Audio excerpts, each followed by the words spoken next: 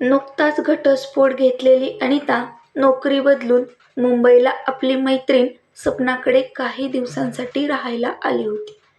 तिला सपनाच्या संसाराचा फार हेवा वाटत होता. ती दोघं एकमेकांवर जीवापाड प्रेम करीत होती. एके दिवशी ऑफिसमधून लंचला हॉटेलमध्ये गेली असता सपनाचा नवरा एका मुलीसोबत फ्लर्ट करीत होता व ती मुलगीसुद्धा त्याला प्रतिसाद देत होती. ते अनिताला पाहवलं नाही. तिला वाटलं हे सर्व आपल्या मैत्रिणीला सांगावं, तिचा संसार सावरावा. ती तिथून तडक घरी आली. अनिताला अचानक घरी बघून सपना म्हणाली, "तू बस, मी आंघोळ करून येते, मग बोलू." तेवढ्यात सपनाचा फोन वाजला. अनिताने तो उचलला. पलीकडून काहीही उसंत न घेता आवाज आला, "पोचली का घरी? आज तुला सोडावंसंच वाटत नव्हतं. आज आपला वेळ खूप आनंदात गेला."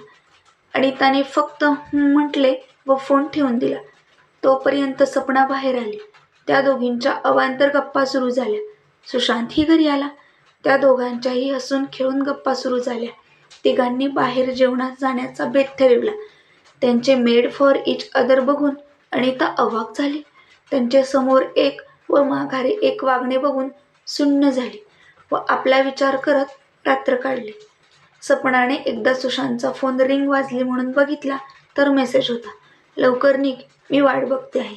स्वीट होममध्ये ये. लवकर, ब्रेकफास्ट सोबत घेऊ." सुशांत गाडी घेऊन निघाला. अनितासुद्धा ऑफिसमध्ये जाण्यासाठी बाहेर पडत होती. सुशांतने अनिताला जुजबी विचारलं, "गाडीतून सोडू का तुम्हाला?" अनिता नको म्हणाली. "मी जाते बसने, धन्यवाद." व ती निघाली. सुशांत सरळ स्वीट होममध्ये पोहोचला.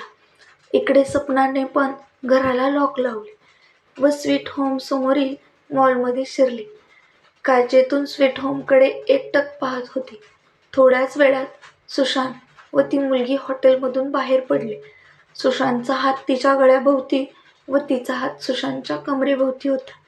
सपना मॉलमधून बाहेर पडली व कारमध्ये बसलेला सुशांत व त्या मुलीला न्याहाळत होती. सुशांत सपनाला कारच्या साईड मिररमधून न्याहाळत होता. तेवढ्यात सपनाच्या पाठीवर कोणीतरी थाप मारली व विचारले, "तू सकाळी सकाळी इथे? चल ब्रेकफास्ट करू." सुशांतने सिग्नल क्रॉस केला व आता तो त्या दोघांना न्याहाळत होता. त्या पुरुषाने सपनाच्या खांद्यावर हात टाकला. सपनाने त्याच्या कमरेला हाताचा विळखा घातला. या सर्व घटना अनिता बस स्टॉपवर उभी राहून न्याहाळत होती. सपना व सुशांतला असे वागताना पाहून अनिता सुन्न झाली.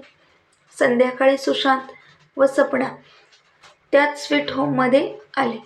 कारमधून उतरले. सुशांतने सपनाच्या खांद्यावर हात टाकला. सपनाने हाताचा विळखा सुशांतच्या कमरेभोवती टाकला व आनंदाने स्वीट होममध्ये जेवणास गेले. दिवसभर दोघेही आपापल्या विश्वात मग्न होते, परंतु संध्याकाळी काही घडलेच नाही या आविर्भावात वावरत होते. परंतु अनिता फक्त रात्रभर विचारच करीत होती. सकाळी तिने आपली बॅग भरली व सपनाचे घर कायमचे सोडण्याचा निर्णय घेतला. जाताना फक्त ती सपनाला म्हणाली, "really you are made for each other." ही कथा तुम्हाला कशी वाटली कमेंटद्वारे नक्की सांगा.